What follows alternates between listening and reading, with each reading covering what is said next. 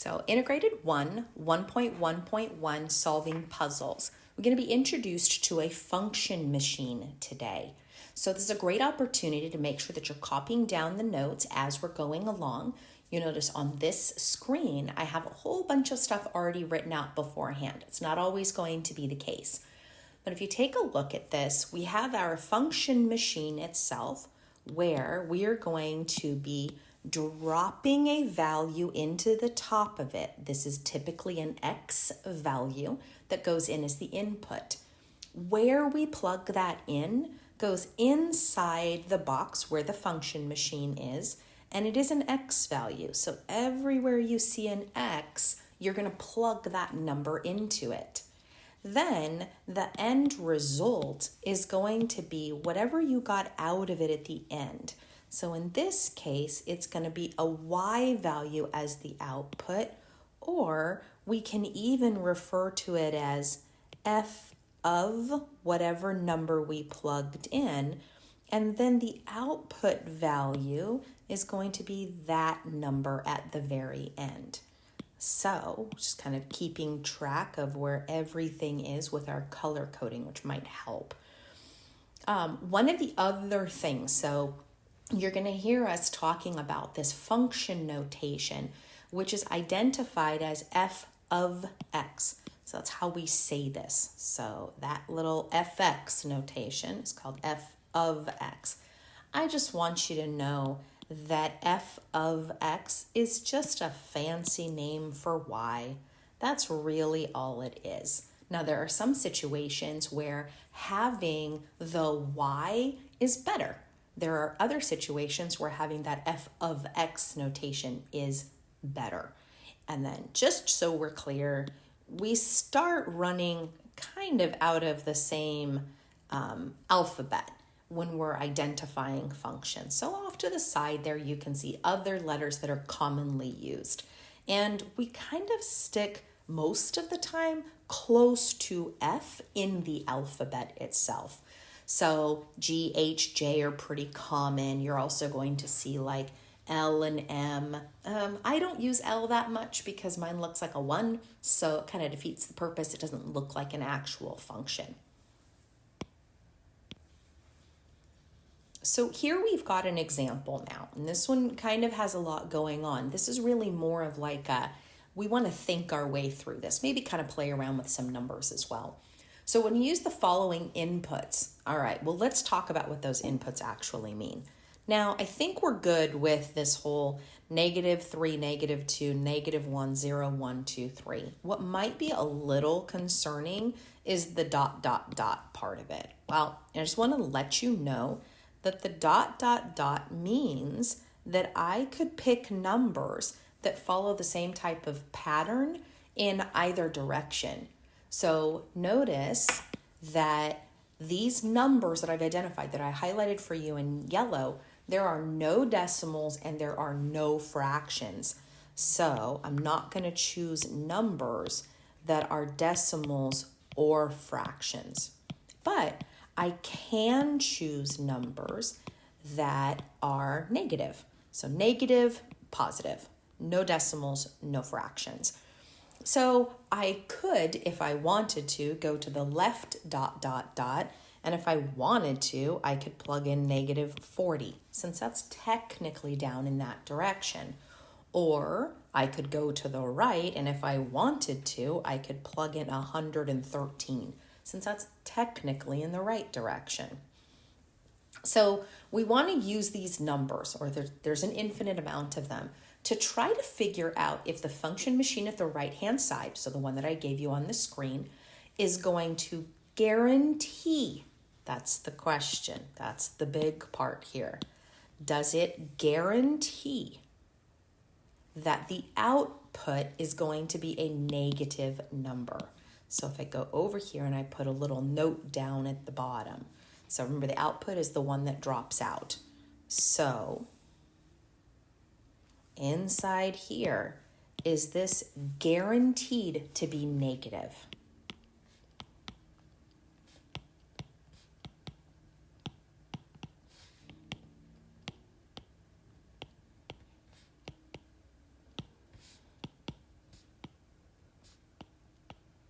That's the question.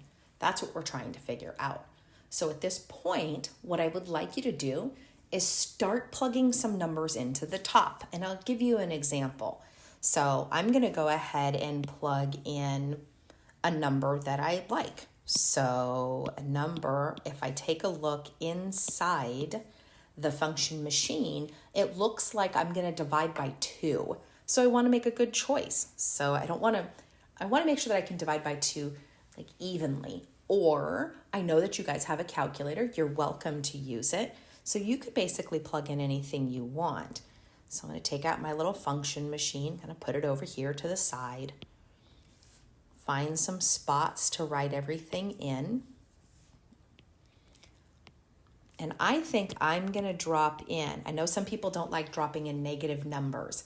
So I'm going to drop in a negative number. So I think I'm going to do -8. Just because that's the one that I would like to plug in. I'll take my f of x, copy down my function inside. And then at the very end, I know that this answer is going to be f of -8 because that's the number that's going to be pushed into my function. So I'll go back, and everywhere I see an x, everywhere I see an x inside, I'm going to plug a -8 in. So let's go ahead and plug in a -8 to this thing. And then I'm just going to see what happens. And I'm trying to determine if right now it is guaranteed. Oh, there's a negative sign already there. Be careful when you plug in. If this is guaranteed to be a negative number. Okay, so let's clean this up a little bit. So from 2 years ago, if we have this scenario that is highlighted with the negative situation right next to each other, I know that those guys cancel and they become positives. So I actually have 8/2 minus 10. Okay, following order of operations, I know that 8/2 is 4, and that 4 minus 10 is -6. Remember, we can turn it into an addition problem, make it a little bit easier. So move that up so it becomes a negative. So it actually becomes 4 plus -10. That's how I got my -6. So I'm going to take that answer. -6 goes right there. So that's my final answer when I plugged in -8. I did get a negative output, which is okay, but I'm trying to figure out if it is guaranteed that I'm going to get a negative output. So I want you to take this opportunity and I want you to start checking some numbers that you plug in for x. So remember, no fractions or decimals are going to get plugged in for x. But go ahead and plug some numbers in for x and see if you can get an output that is positive. So what I can do is make sure that the number that I am choosing, I got to flip its sign, so I need the negatives to cancel. And when I cut that number in half, it's the same size or bigger than 10. And I think the one that does it, like right kind of at the edge, is -22. So if we go through and we take our function machine here and get that pieced in, and I think if we plug in -22, we can get it to work. So there's my f of x, put my function machine inside. And then at the end, I've got my f of -22 equals. We're going to see if we can figure that out. So I'm going to plug in -22. So let's highlight this. Let's do blue. So -22, I'm going to plug that in for all the x's. So then that's going to give me f of -22. So you've got the negative sign that's already there. You're plugging in a -22 over 2 minus 10. Well, let's go ahead and clean this up. So remember, those guys are going to cancel. Uh-oh. I want to make sure that everybody's screen is updating. Now, if you're having a problem with this, you are welcome to go ahead and see if you can pop out or pop back in. Hopefully it's showing up again for you. And then we'll get 11. Whoa, I divided too soon. 22 over 2 minus 10. That's going to give me 11, and that gives me 1. I'm going to go ahead and bring my notation down. So this is going to be f of negative 22. And I got a positive number. And I think we figured out how to get this to work. So knowing what we just did by plugging in negative 22, we got a positive number. So if I take a look back up at the original question in the red box that I put off to the side, is the output guaranteed to be negative? No, not at all, actually. So my answer to this question is nope. So over here, I would say no.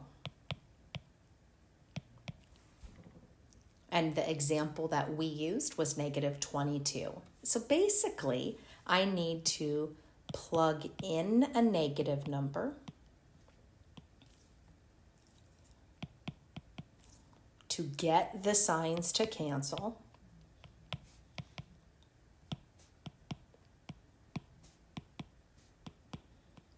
And I need that number, when cut in half, to be, and let's go ahead and just do bigger, to be bigger than 10. So we had to put a little bit of thought and effort into this one, as opposed to just plug numbers in and see what happens. So we have to really think about this. So take this opportunity to make sure that this gets copied down before we move on to the next slide. So if we have function machines that are stacked, kind of like these, you'll notice that I already told you what the input is, so what number we're going to drop into the top. So you don't have to guess. I'm just going to let you know. So we don't pick. How we know this is if you take a look at the very, very, very top of the function machine on part A, we know that you're being told to plug in x equals negative 1. So you don't have to guess. You don't have to choose. I'm going to go ahead and tell you which one we're going to plug in. So this is just some practice for us.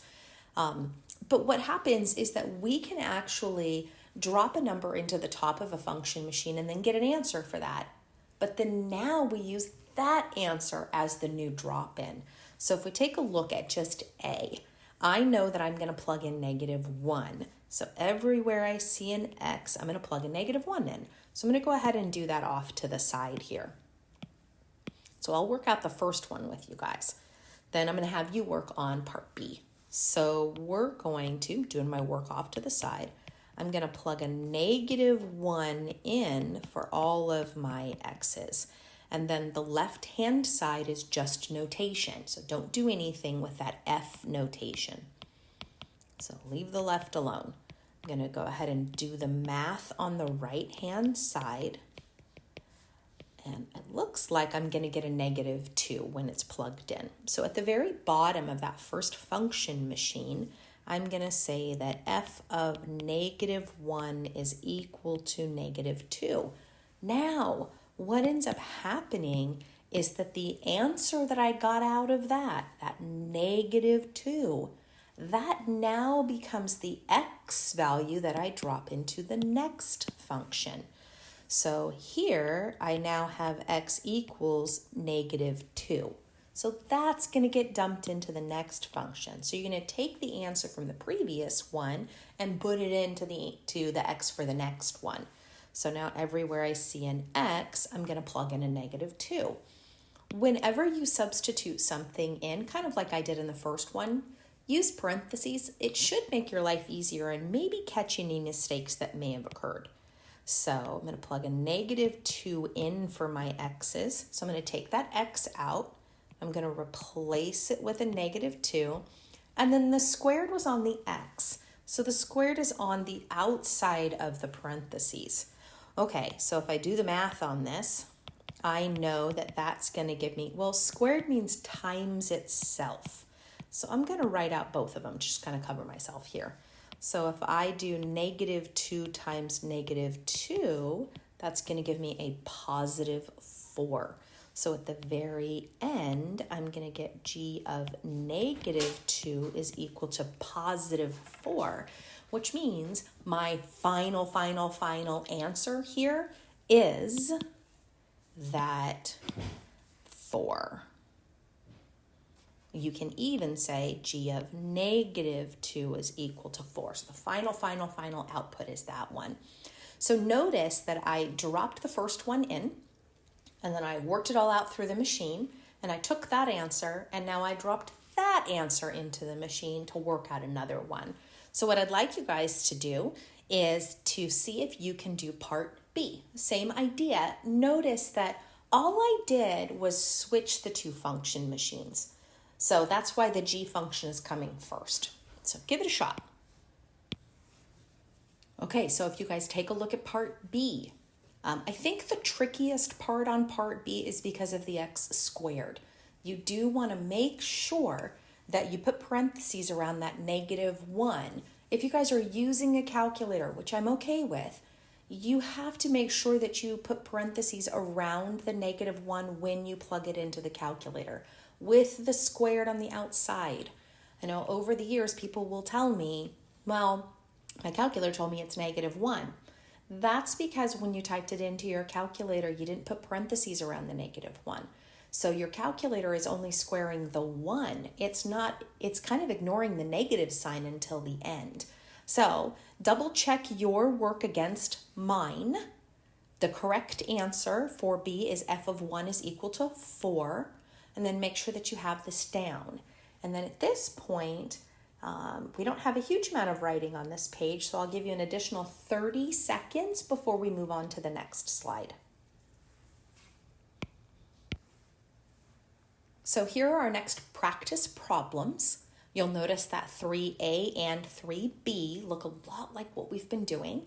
4 is a tiny bit different, but I think it's probably the way that you guys have done these types of problems in the past. So now would be a great time to work on these problems, give you a few minutes, and then we'll double check and see what you guys got. So on 3A, so we'll come back to 3A, let's go to 3B. So on 3B, I'm going to plug in -3 for x. This is a little bit of good practice for us, especially with fractions. So if we have f of -3, we'll get 2/3 times -3 plus 1. All right, this is actually really good practice because we just did fractions.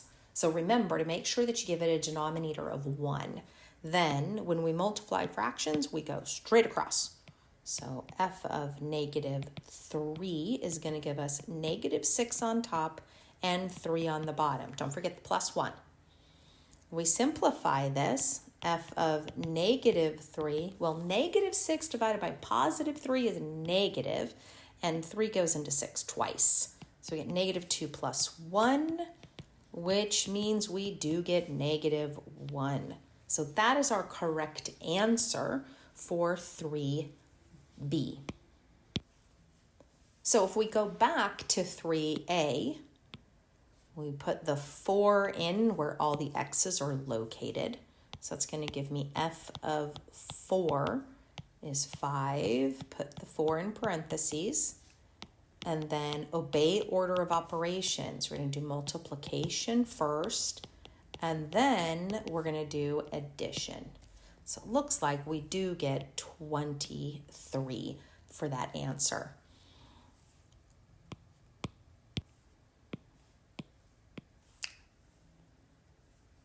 Perfect. So if we take a look at 4A, it's a lot like the other ones, but instead of using the f of x notation, we're now just using y's.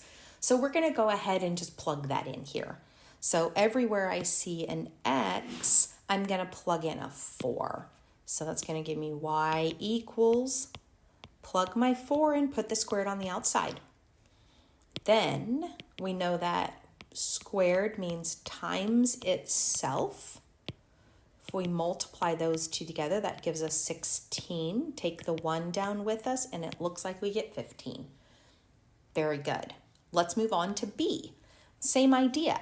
So we plug in the 4, and then at this point, this actually works out pretty nice because the division is nice and easy.